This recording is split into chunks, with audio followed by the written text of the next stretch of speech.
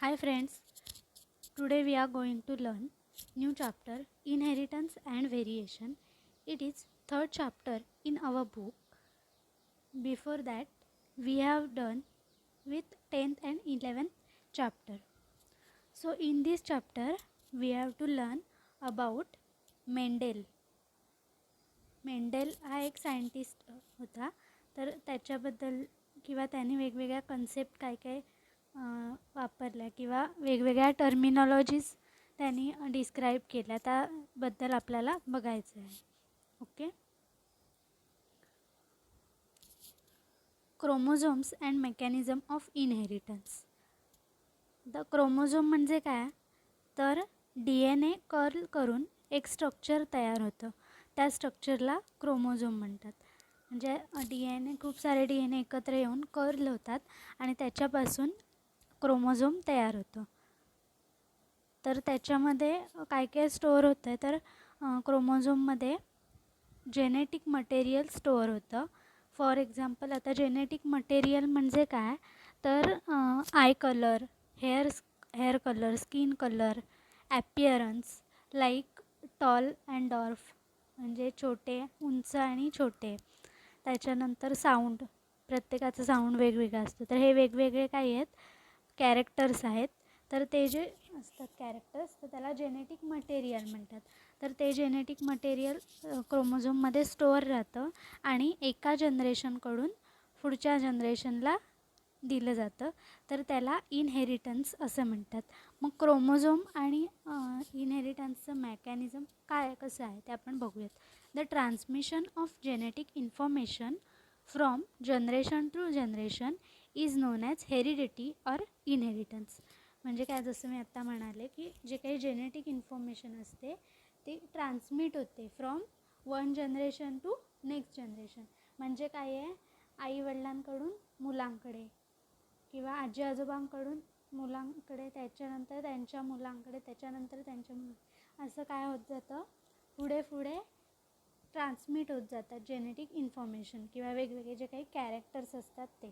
त्याच्यामुळे काय होतं, तर आपण प्रत्येकजण कुठे ना कुठेतरी आपल्या आईवडिलांसारखे दिसत असतो किंवा वागत असतो किंवा प्रत्येक वेगवेगळे कॅरेक्टर्स आहेत ते आपले त्यांच्यासारखे सेम असतात. Gregor Mendel first gave the accurate explanation for mechanism of inheritance by using hybridization technique.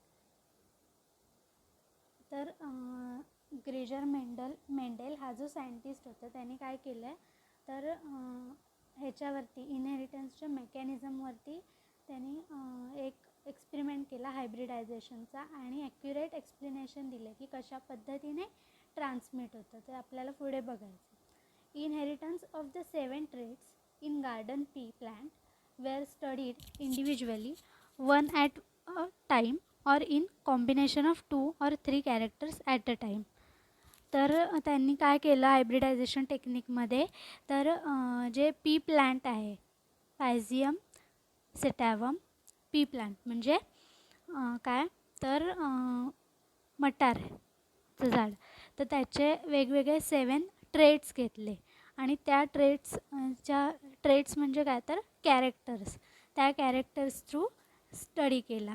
तर तो स्टडी करताना काय केलं, प्रत्येक एक कॅरेक्टर वेगवेगळं घेऊन पण स्टडी केला आणि 2-3 कॅरेक्टर्सचं कॉम्बिनेशन करूनसुद्धा वेगवेगळे स्टडी केले. ओके.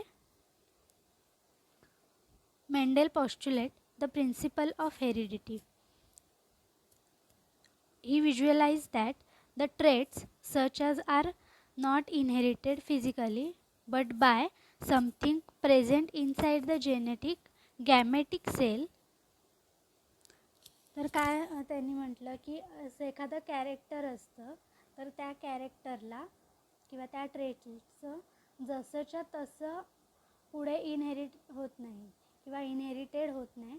तर काहीतरी त्याच्यामध्ये समथिंग प्रेझेंट असतं त्या गॅमेटिक सेलमध्ये, त्याच्यामुळे ते पुढे पास होतं.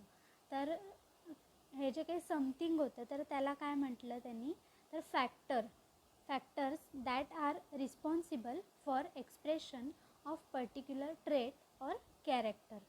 Okay. The Mendelian factors are now term as jeans.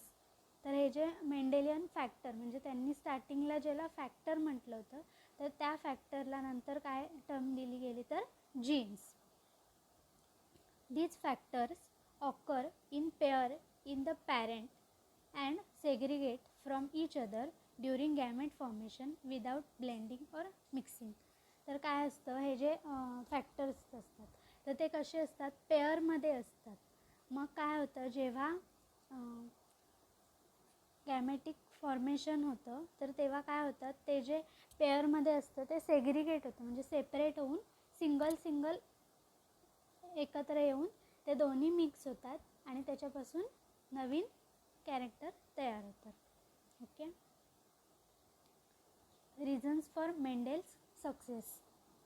His experiment were carefully plan and involve large तर त्यांनी जो पी प्लांटवरती एक्सपेरिमेंट केला तर त्याच्यामध्ये काय केलं त्यांनी केअरफुली प्लॅन करून पूर्णपणे जो काही एक्सपेरिमेंट होता तो केला होता. He carefully recorded the number of plants of each type and expressed his result as ratios. तर त्याने काय केलं वेगवेगळ्या भरपूर जनरेशनमध्ये स्टडी केला आणि त्याच्यानंतर रेशोमध्ये त्याचा जो काही रिझल्ट होता तो सेव्ह करून ठेवला. म्हणजे जसं की 2:1, 1:2, 2:1 असे वेगवेगळे काही रेशो असतील त्या रेशोमध्ये त्यांनी एक्सप्रेस करून ठेवला. In the pea plant, contrasting characters can be easily recognized.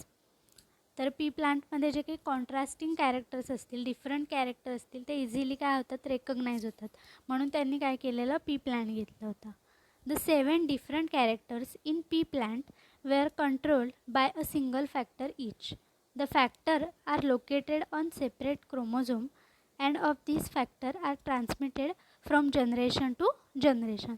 तर हे जे 7 डिफरंट कॅरेक्टर्स होते ते काय असतात तर प्रत्येक सिंगल कॅरेक्टर हे एकेका सेपरेट क्रोमोझोममध्ये सेव्ह असतं. म्हणजे प्रत्येक क्रोमोझोममध्ये वेगवेगळं कॅरेक्टर असतं आणि ते वेगवेगळे कॅरेक्टर्स नंतर काय होतात तर जनरेशन टू जनरेशन पुढे पास होतात. ओके. तर 7 कॅरेक्टर्स कोणते कोणते होते तर फर्स्ट म्हणजे डॉमिनंट आणि रेसेसिव्ह. तर पहिलं होतं सीड शेप राऊंड रिंकल. त्याच्यानंतर seed colour dominant yellow recessive green. Pod shape inflated and constricted. त्याच्यानंतर pod colour green and yellow. त्याच्यानंतर flower colour purple and white. Flower location axial and terminal. And plant height tall and dwarf. असे 7 characters त्यांनी घेतले होते. Okay. तर next आहेत genetic terminology. म्हणजे त्यांनी वेगवेगळ्या प्रकारच्या टर्मिनॉलॉजीज डिस्क्राईब केल्या होत्या आणि ह्या ज्या काही बेसिक टर्मिनॉलॉजी आहेत ह्या जे बेसिक डेफिनेशन्स आहेत त्या आपल्याला पुढे प्रत्येक ठिकाणी जेनेटिक्सचा स्टडी करताना यूजफुल ठरतात. ओके. तर फर्स्ट आहे character. It is a specific feature of an organism. तर काय असतं कॅरेक्टर म्हणजे काय तर स्पेसिफिक फीचर असतं. जसं की for example height of stem म्हणजे एखाद्या झाडाची स्टेमची हाईट केवढी राहते टॉल अँड डॉर्फ. त्याच्यानंतर कलर ऑफ फ्लॉवर. ओके. त्याच्यानंतर अजून काय आय कलर असेल हेअर कलर असेल असे वेगवेगळे काय आहेत स्पेसिफिक फीचर तर त्याला काय म्हणतात कॅरेक्टर. नेक्स्ट आहे ट्रेट.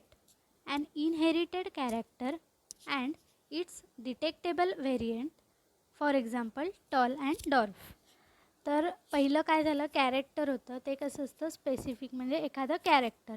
तर ट्रेटमध्ये काय असतात तर एका कॅरेक्टरचे 2 ट्रेट्स असतात. म्हणजे जसं की एक कॅरेक्टर आपण घेतलं हाईट तर त्याचे ट्रेट काय येतात टॉल अँड डॉर्फ म्हणजे उंच आणि लहान. Okay. Factor. It is a unit of heredity a particle present in the organism which is responsible for the inheritance and expression of character. तर फॅक्टर म्हणजे काय तर एक युनिट आहे हेरिडिटीचं ज्याच्या थ्रू काय होतं तर जनरेशन टू जनरेशन वेगवेगळे कॅरेक्टर्स असतात ते पुढे पास होतात आणि पास झाल्यावरती पुढच्या जनरेशनमध्ये ते एक्सप्रेस होतात, म्हणजे दिसून येतात. ओके. नेक्स्ट आहे gene. It is a particular segment of DNA which is responsible for the inheritance and expression of that character. तर जीन म्हणजे काय, तर एक छोटा सेगमेंट असतो DNAचा, आणि ते काय रिस्पॉन्सिबल कशासाठी असतात, तर जे काही इनहेरिटेड झालेलं कॅरेक्टर आहे ते पुढे एक्सप्रेस करण्यासाठी, किंवा आपल्याला समजा एखाद्या जनरेशनकडून दुसऱ्या जनरेशनकडे एखादं कॅरेक्टर पास झालं आहे, तर ते जीन्स थ्रू काय होतं, एक्सप्रेस होतं, म्हणजे ते दिसून येतं. ओके. सेकंड आहे, त्याच्यानंतर नेक्स्ट आहे alleles. The two or more alternative forms of given gene are called alleles of each other. They occupy identical loci on the homologous chromosome. Allele is a short form of allelomorph. तर अलील म्हणजे काय, तर alternative form of gene, म्हणजे जीनचा दुसरा alternative form असतो त्याला काय म्हणतात, तर अलील म्हणतात. ओके.